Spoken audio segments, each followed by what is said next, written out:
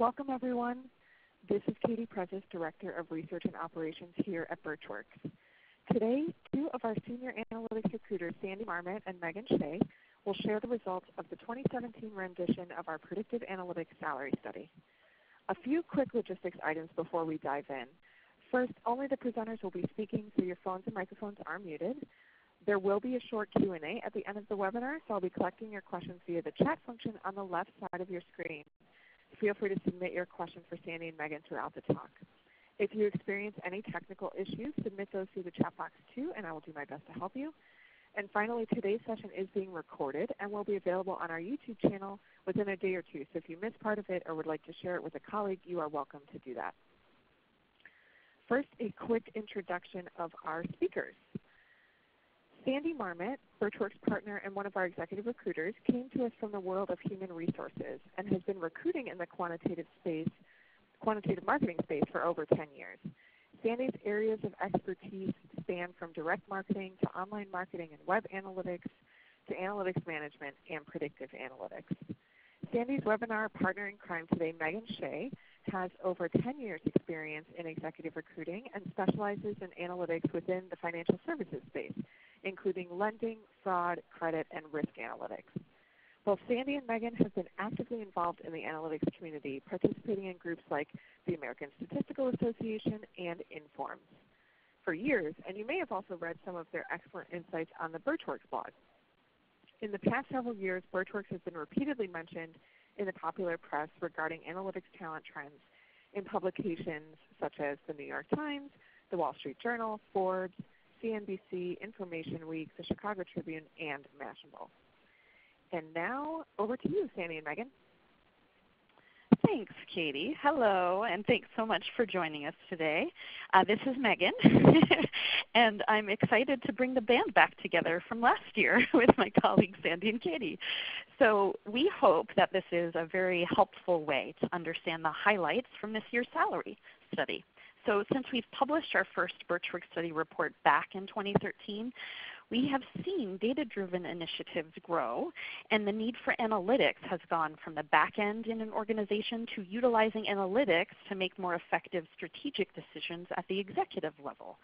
I'm sure you've noticed predictive analytics teams practically everywhere now, across the country in a variety of sizes. And the profile of a traditional predictive analytics talent has also been evolving. So we've noticed analytics professionals continue to learn more data wrangling tools like Python, Hadoop, and Spark. There has been a continued increase in the availability of master's programs to meet the surge in demand as well, and MOOCs, boot camps, also in-house training. So these programs continue to channel talent into the analytics market. Overall, we're seeing that more predictive analytics professionals are learning the tools necessary to also contend with unstructured or continuously streaming data, which is resulting in a blending of data science and predictive analytics. But I think that's enough about general trends, so let's get more specific. So today, Sandy and I will be sharing the insights from our 5th annual salary study for predictive analytics professionals. We have compensation and demographic data for 1,752 predictive analytics professionals. All have been personally interviewed in the past year by me. No, just kidding. Although I do spend lots of time on the phone with predictive analytics candidates. 1,752 might be a slight exaggeration. We have data cut by job category, industry, region, residency status, education, and gender. So we're excited to dive in.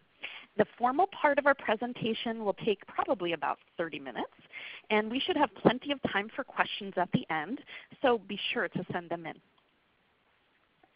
So today, we'll review how we define and identify predictive analytics professionals, their demographic profile, average salaries and the changes and trends we've been seeing, other noteworthy findings we came across, some key hiring market trends with implications for both predictive analytics professionals and those looking to hire them, and then we'll answer some questions live at the end of our talk.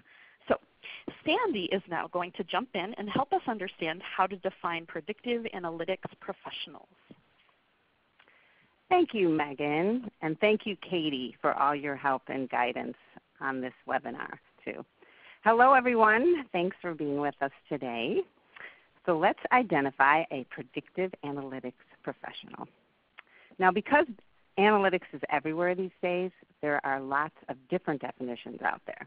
To start with, it helps to have a strong idea of which professionals fall under our definition of predictive analytics professionals and which ones do not. Predictive analytics professionals work with vast quantities of mostly structured data to answer business questions by developing models and then prescribe actions based on what they found from the data. This ability to generate insights from the data is highly sought after, which we will talk about a bit later. Additionally, we can look at the educational background of a predictive analytics professional. They will have a strong quantitative background, usually in a discipline like math, stats, operations research, or economics. We also look at the tools these individuals use, and the most common choices are typically SAS, R, SQL, and Python. Now, as you are all aware, or most of you are aware, we do our SAS, our Python survey every year. And from this survey, we can see Python is becoming much more popular and gaining momentum in the predictive analytic workplace. In fact, sadly, I had a client decide not to interview 2 candidates that I thought had a perfect background because they were not proficient in Python, but they were proficient in SAS. Now, this would not have happened a few years ago. When we view these segments over the past 3 years, you can see that this is actually the first year that R has overtaken SAS among predictive analytics professionals. Also, Python support grew incrementally from last year. Open source tools have always been strong in data science, but more and more predictive analytics professionals are now incorporating these tools. So, who are we not including in our definition of predictive analytic professionals? Web analytic folks, as they typically use different tools such as Excel, Omniture, or Google Analytics and do not do advanced model building. Traditional MBAs. Generally, traditional MBA programs are not quantitative enough for candidates to build the necessary skills for predictive analytics. Business intelligence is another area that can sometimes get confused with analytics.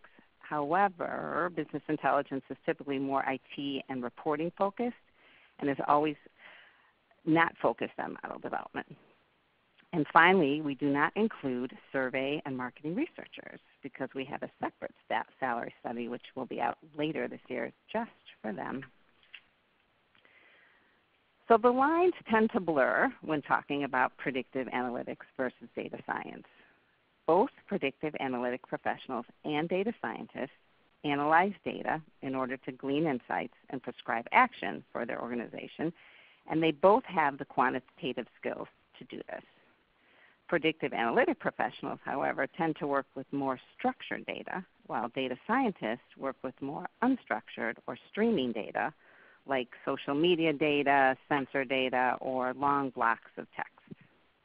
Because of this, data scientists also have computer science and coding skills needed to wrangle messier data sets, and they therefore work on every stage of the data life cycle.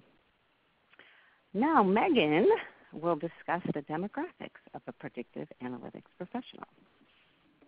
Thank you so much, Sandy. So next, I wanted to talk about what the typical predictive analytics professional looks like and their demographic profile. So once we have categorized someone as a predictive analytics professional based on the criteria Sandy just outlined for us, we classify them into one of 6 categories. We'll refer to these throughout today's talk, so I wanted to quickly review them. When we analyze our data, first we assign each professional to a job category as either an individual contributor, or as we abbreviate to an IC, or manager, or MG. And then we break these IC and MGs into one of 3 levels: So individual contributors at level 1 are those typically in the first 3 years of their career. Level 2 professionals have approximately 4 to 8 years of experience and are hands-on with data, tackling more advanced business problems. And then level 3 professionals usually have over 9 years of experience and likely help train and mentor younger analysts, and usually at this point are considered subject matter experts. For managers, we also have 3 levels dependent on their primary function and the number of people they manage. So a level 1 manager is typically tactical and focused and may manage 1 to 3 direct reports, while level 2 leads a function or is responsible for executing strategy and typically has 4 to 9 direct reports. Managers at level 3 are the most senior leaders. So they're at the executive level and they're responsible for determining the strategy of the entire team, have P&L responsibility for their chunk of the business, and will likely have 10 or more direct reports. So now let's take a look at some of the demographic details at play in this study. As you can see from the data we've collected, the largest portion of predictive analytics professionals in our sample have 10 or fewer years of experience. We believe this is due to the fact that analytics continues to be a sought-after job for young people, becoming popular by a lot of positive press declaring it the sexiest job of the 21st century. As a recruiter, I see more and more candidates interested in studying analytics, and also candidates from other areas of focus interested in transitioning into the predictive analytics space. Another thing we've noticed over the years is that predictive analytics professionals are highly educated. So nearly 9 out of 10 have a graduate degree. This chart is actually very close to last year's. So as with last year, the overwhelming majority of predictive analytics professionals, in this case 87%, have an advanced degree, either a master's or PhD, and only 12% have a bachelor's degree. So this year, 39% of our predictive analytics professionals are foreign-born in our sample, which for the HR professionals and hiring managers listening today is a compelling reason to consider being flexible with visa candidates when you're looking for talent to further open up the talent pool. Megan, I just wanted to cut in for a second here and just let you know that when we have clients that are open to transfer visas or will do green cards, this opens up our inventory of candidates immensely. It really opens up the candidate pool. So stressing your points above. I agree, Sandy. Thank you so much. So I wanted to show you this example here. So this is a very pronounced example at the junior level. We see that over half the individual contributors at level 1 are foreign-born. So as Sandy also reiterated, I would say if you're hiring an analytical candidate, opening up your organization to sponsoring and transferring work visas will greatly increase the possibility of getting the best and the brightest analytic talent out there. Our sample shows that among citizens and foreign-born analytics talent alike, predictive analytics is a thriving industry with continued interest at the junior level. So, in terms of industries, as you can see, there are a variety that are typical for predictive analytics professionals. As we've seen in years past, financial services and marketing and advertising firms continue to employ large numbers of predictive analytics professionals, although we're also noticing increases across other industries as well, which Sandy will expand on later. 27% of predictive analytics professionals are female from our sample. And although this is a slight increase from last year, this figure has been pretty steady over the years. I think many of us hope that this number will rise as more junior STEM-focused programs in grade schools develop our young quantitative female population. Interestingly, 36% of predictive analytics professionals are women at the early career level, whereas only 11% of executive leaders are women. I hope that as these junior professionals advance in their careers, the executive level will also follow suit. So let's get into the details on salaries. Sandy, what are you noticing from this year's study? Well, Megan, glad you asked. This year's data showed a couple of new trends that I want to share with you. First, we're going to review the salaries for individual contributors.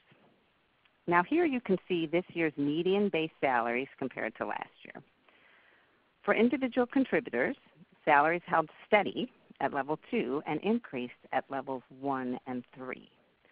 So we can see the current demand has increased salaries for the most junior level individual contributors. Here's the compensation trends we've been seeing over the last 5 years for individual contributors. Movement is mostly in the IC1 and IC3 level, with IC2 holding pretty steady. And as a percentage change, here's the same information.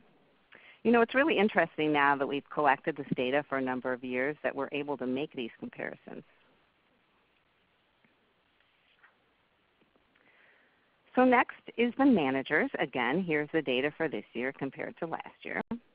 For managers, base salaries held steady at level 1 and increased at levels 2 and 3.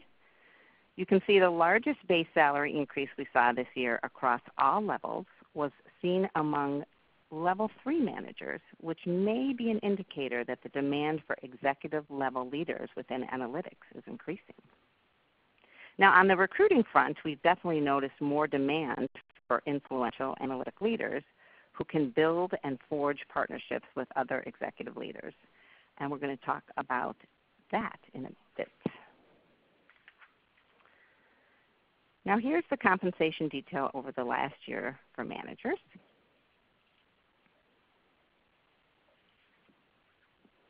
And here you can see the percentage change for managers throughout the years. So it looks like things are going in the right direction. And now I'm going to pass things back over to Megan to share some additional findings that we came across. Thanks so much, Sandy. So I wanted to share some figures illustrating residency trends and also speak to some examples of educational degrees and how that impacts compensation. So as we said earlier, many individual contributors at the early career level are foreign-born in our sample. But residency trends show that the surge of interest from U.S. citizens we noticed last year is also holding strong. You can see the change from 2015, where a little over half were foreign-born, and in 2017, our sample shows a larger number of U.S. citizens, making the balance more even to a 50-50 split. The type of degree a predictive analytics professional obtains also tends to affect the compensation level. Using the numbers for level 1 manager salaries from our study to illustrate, you can see that a PhD professional still tends to earn a slightly higher base salary than those with a master's degree. Also, you can see that there is a $10,000 difference between candidates with a bachelor's versus a master's degree. So next, I wanted to share how location and industry also affect predictive analytics salaries. As our previous studies have shown, in general, predictive analytics professionals on the coasts earn higher base salaries than those in other regions. However, those increased higher salaries earned may not make up for the higher cost of living seen in those areas. And one thing we noticed this year was that in this regional difference between base salaries, it's not nearly as pronounced among predictive analytics professionals as it is among data scientists. In the report we released in May for data scientists, those living on the West Coast earned significantly higher salaries than those in other regions. For predictive analytics, this difference is much smaller or may not be present at all. It's an interesting trend that we're going to keep our eye on. So salaries also vary by industry. Here you can see the example for our level 3 individual contributors. So these are just a few of the industries we track. Different companies have different salary structures. In the financial services space, for example, there may be a trading firm that has a lower base salary and then a very sizable bonus. On the other hand, you might see a more conservative bank with like a higher base salary but lower bonus. And even total compensation structures can vary widely. So It's important to consider when you're a candidate changing industries.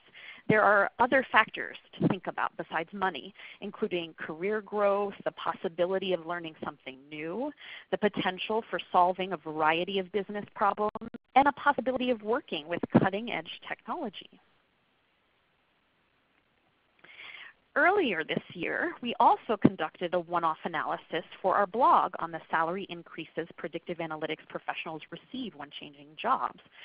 Overall, we found that the median base salary increase was 14.3% when predictive analytics professionals changed companies for a new opportunity. So obviously this number will vary depending on the candidate, the company, and how the company hiring internally values the candidate based on the people already on the team. I'm sure you all know what a median is, so half of our sample fell below this number and half were above. Here you can see the distribution of increases. As you can see, about half of them fall in that 11 to 20% range. Increases over 25% are pretty rare, but I think it's safe to say that there can be a financial advantage to changing companies. Just know that the typical increase is in that kind of 10 to 15% range. So let's just recap on a few insights related to demographics and then compensation for predictive analytics professionals. So on the demographic side, you can see that there is a high percentage of advanced degrees within the predictive analytics talent pool. Still, there's a large percentage of professionals that are in their early to mid-career stage, as analytics as a career has become an area of growth that many young people are drawn to. A little less than half of the professionals are working in financial services and marketing and advertising this year. A sizable analytically skilled foreign-born population exists. And there was 27% female representation in our sample. And now to the compensation findings. So we see very little shifting in the base salaries by level compared to years past. We noticed the largest increase at the executive leadership level, which hopefully illustrates the deeper need and interest by organizations to be led strategically through the data and numbers. And for the most part, the coasts had the highest paid analytics professionals. We've continued to see differences in compensation based on industry. And the candidates with advanced analytical degrees tend to get paid the highest. So, we've covered a lot today, but there's more available in our full report, so be sure to download it. It just went up on our website this morning, so it will give you demographic details, compensation breakouts, year-over-year trends, and other insights. I'm now going to pass things back to Sandy to share some overall trends she's noticing from this year's study and the meaning behind them. Great, Megan. Thanks again. All right, so we also wanted to cover some of the major hiring market trends in predictive analytics and what implications these have for both the candidate and the employer. As we already mentioned, financial services and marketing advertising have always combined to account for more than 50% of predictive analytic employers. This is the first year where they fell below half to 45%. So what does this mean for predictive analytics professionals? It's good news because opportunities are booming across industries. For instance, we've seen some increase in analytic initiatives in the healthcare and insurance industry. And as for employers, I've seen flexibility. I've noticed that some of my current clients are now a bit more open-minded to interview candidates outside of their industry. I agree, Sandy. I've seen this both on the candidate and client side. So for the candidate side within financial services, I've noticed some of our ad tech clients are really interested in fintech candidates. And I've also seen it on the client side with some of the financial services companies being more interested in the skills and technology that matches versus the industry. Well, thank you for that, Megan. We're so polite.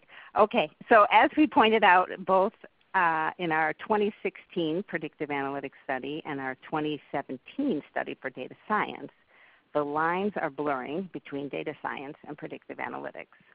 Part of this is due to more predictive analytics professionals incorporating typical data science tools and skills.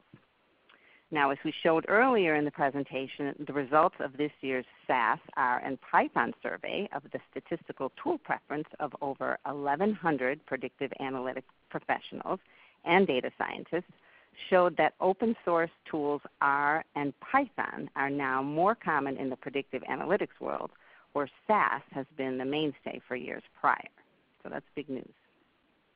What does this mean for predictive analytics professionals?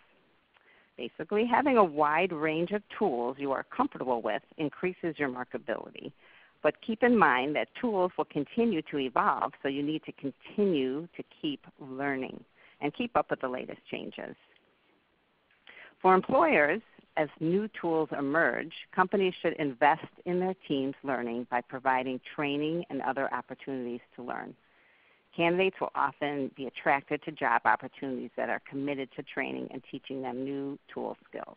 They just light up when they hear about that at a company. Also, companies need insight, not just data. We have seen now more than ever that our clients continue to value the skill set of predictive analytic professionals that can provide insights and prescribe actions rather than simply developing models. So for the analytic professionals, being able to translate analysis to insight is a key action to making a difference in an organization. Business leaders don't just want to know what, they want to also know why. Why is this happening and what impact does it have on our business? So if you're an employer, you should look for professionals that have a strong technical knowledge, but also be able to explain concepts to non-technical folks within the organization. The better your analytics team can collaborate with other business teams, the more value they can provide. And finally, analytics needs ambassadors. For a new capability to succeed, the leader and the team must be able to strongly convey the value analytics provides to an organization. For professionals, communicating this value starts with leadership, but it's important for early career professionals to also be data advocates and to develop a strong culture. Employers, when hiring senior leaders, look for those who can be an influencer as well as a strategic leader. Having a leader in place that can make partnerships with other departmental senior leaders is essential in making analytics a vital component of the organizational structure. So now I'm going to pass it back to Katie to tell you where you can find additional information on this year's study and gather your questions. Great. Well, we appreciate all of those insights, Megan and Sandy. Thank you so much for sharing. As Sandy mentioned, it is almost time for our Q&A, so be sure to send your questions to me via the chat function on your screen, and we will get to those in just a minute. In the meantime, I will tell you where you can find additional information. Of course, if you're looking to add to your predictive analytics staff, we'd be happy to speak with you and do some brainstorming about what you might have planned in terms of hiring before the end of the year. We offer contingency and retained services from entry-level analysts all the way up to chief analytics officer searches. So feel free to send us an email if you want to chat, info@burtchworks.com. You can also explore new opportunities or post your quantitative opportunity on our niche job board, which is trafficked by thousands of professionals in analytics, data science, marketing research, and many more areas. Aside from searches we're engaged on, we've recently opened up our job board to all of our clients. So if you're just looking for a new targeted place to post your ads, definitely get in touch with us. We offer several options depending on how many roles you would like to post. We've covered the highlights of our new study today, but if you are looking for more, be sure to go to our website, www.burtchworks.com/study, to download our entire report. As always, it is free to download, and it is available now. You can also follow Burtch Works across all of our social media channels. That way you can stay updated on all of our latest research. And speaking of latest news, keep an eye out for Tim Ressmeyer, a career coach and longtime quantitative executive who will be partnering with Burtch Works to provide career advice and insights to our network. Tim's professional career includes over 20 years of experience in quantitative executive roles at firms including Starcom, IRI, IBM, SPSS, and Mintel, and he now provides coaching services to executives and companies around the globe. we're excited to have him share his experience with our network. So be on the lookout for him in our upcoming blogs and webinars. His first webinar will be in just a few weeks, and I just recently looked over the slides that he's going to be sharing, and it is very interesting content, so be sure to tune in for that one. Well, now is the time that everyone has been looking forward to, the Q&A. So let's jump in, and feel free to continue sending your questions in using the chat box on your screen, but let's get started with the first question. So Sandy and Megan, the first question that we have is kind of, Sandy, what you were talking about at the beginning in terms of job titles in different groups, predictive analytics and data science. Companies seem to use job titles interchangeably. How can I tell if I'm actually applying to the right type of analytics job? Good question. Okay, so data science and predictive analytics, they do tend to use the term data science for both, but we tend to look a little more granularly at what kind of data would you be working with? Is it mostly structured or is it unstructured? Is it text mining? Is it sensor data? That's one way to kind of sift through it. Also, who would you report to? Where do they sit in the organization?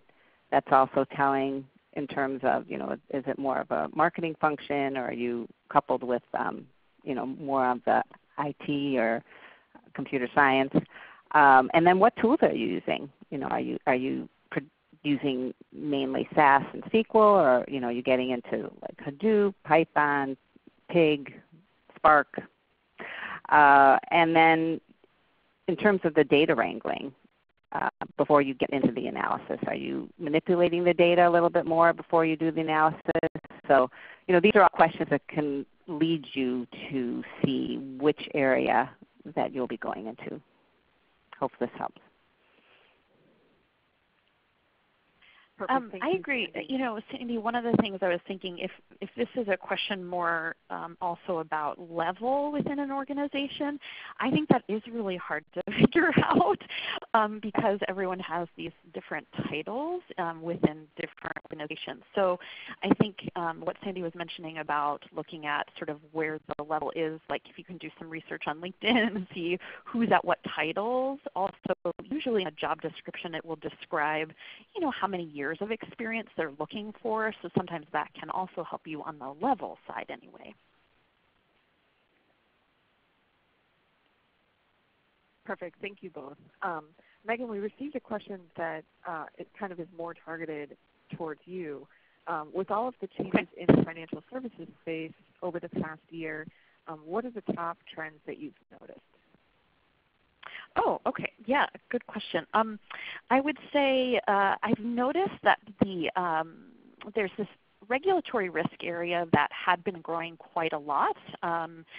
I'd say in the last 4 years or so, and that's definitely slowed down. And I think there's some promises that the regulatory requirements are going to loosen, and so a lot of organizations have slowed down on growing those teams. So that's definitely something I've noticed. There also, I've noticed an increase in interest on sort of the investment banking side and in the quant space. And I think, again, this has to do with this idea that regulations are loosening, and so there is a confidence in that market right now, and so there's growth happening there. Perfect. Thanks, Megan.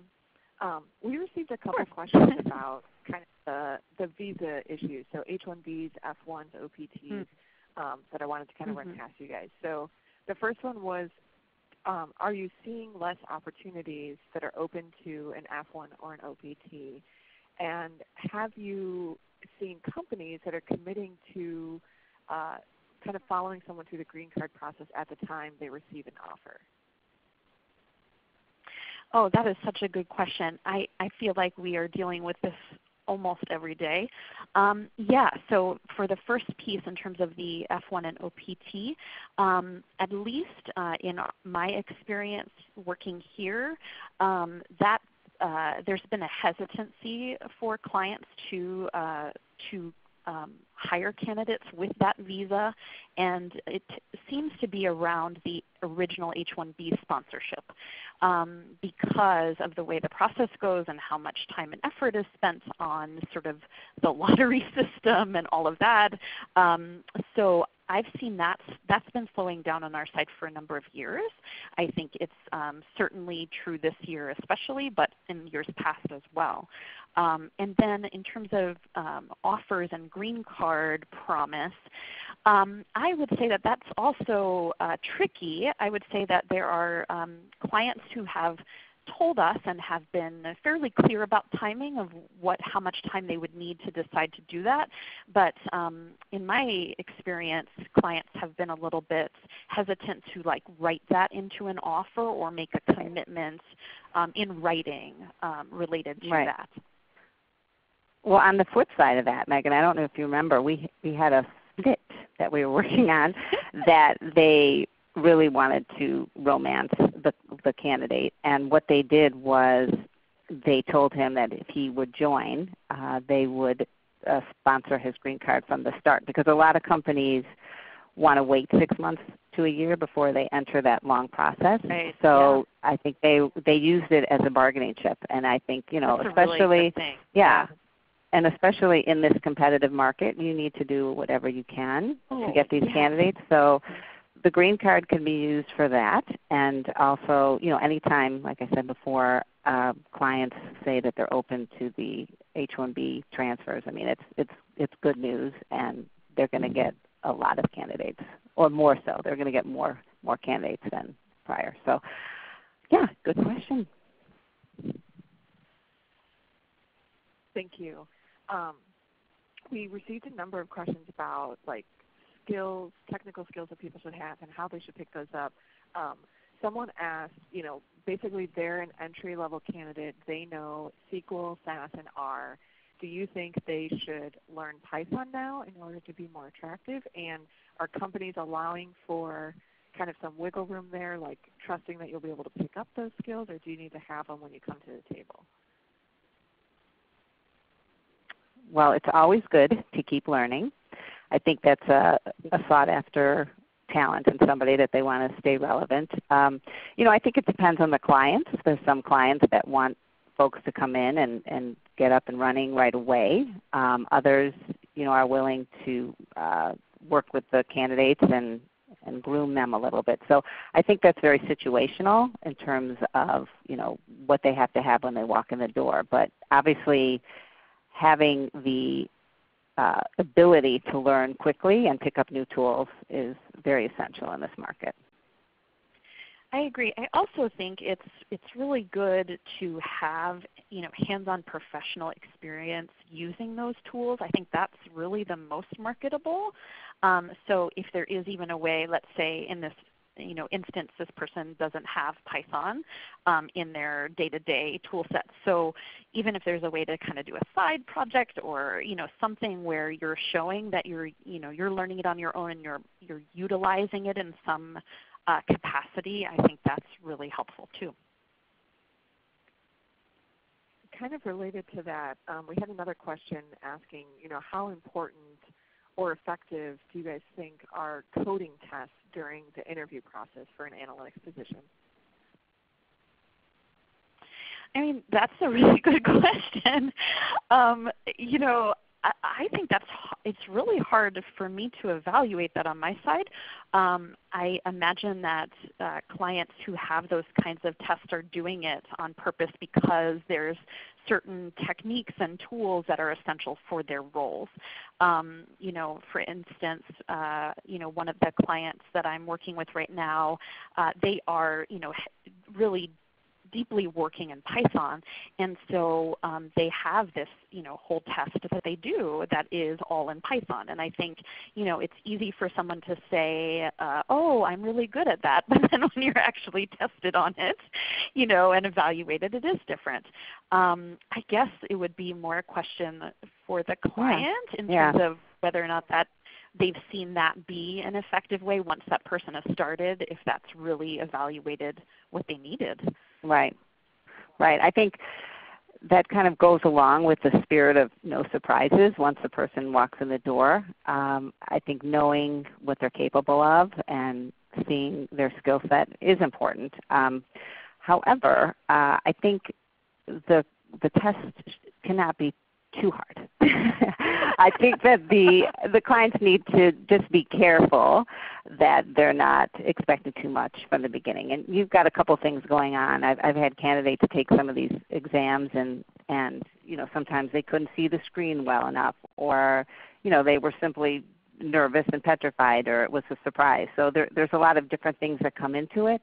And also you don't want to solely base a hire on the technical. You also need some of the soft skills. So it's kind of a mixed bag there. I don't quite know how I feel about it. Great, thanks.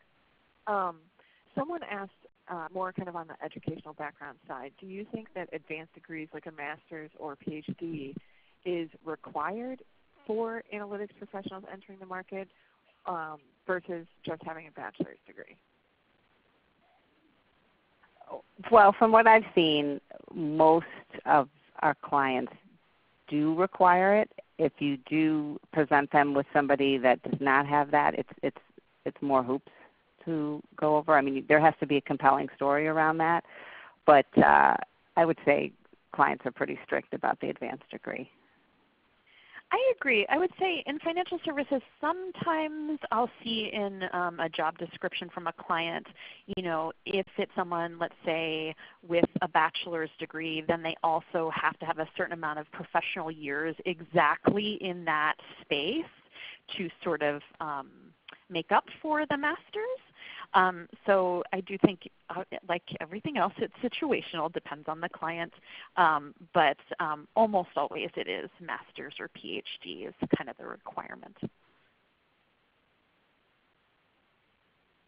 Great. There's a couple questions about kind of transferring industries, and someone just wrote in that they,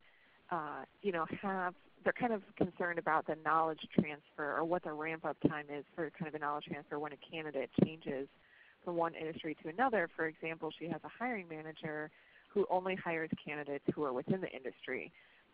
What's your opinion if you're seeing, industries more open to hiring candidates outside of their domain? I think that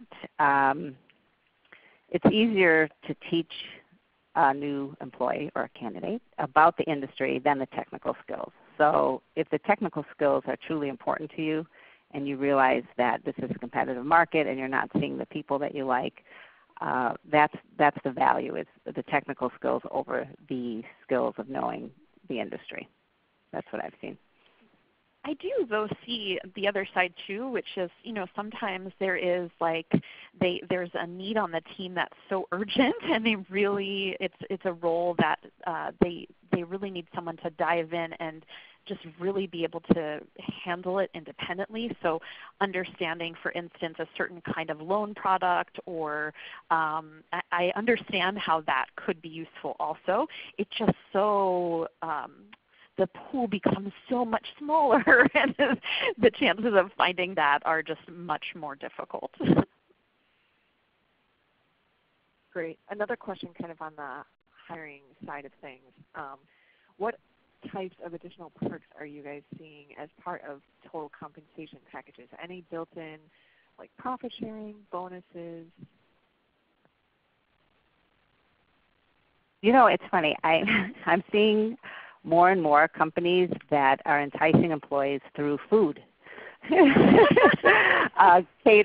Catered lunches, taking them out for happy hours and that kind of thing, non-salary related, or being able to work remotely, one day a week, or extra vacation times, or even some companies offer for them to go on sabbatical. So there's other things aside from salary that we're seeing come from the organization, but I really think food has been a big one lately. Or maybe my clients are just hungry. I don't know. That's so funny. I've seen certainly obviously base bonus, and then also you'll see, profit sharing for sure, or depending, like if it's a fintech type of organization, there could be sort of promise, or stocks or equity in the company, things like that. Also I've noticed there are some companies doing, like, we're covering all of your insurance costs, or different ways of sharing perks in that manner. Great. Okay, I think we have time for one more question. Kind of back to the education piece, where do you see kind of MOOCs providing, either courses or what they're calling these nano degrees now? Where do you see them standing compared to a traditional master's degree?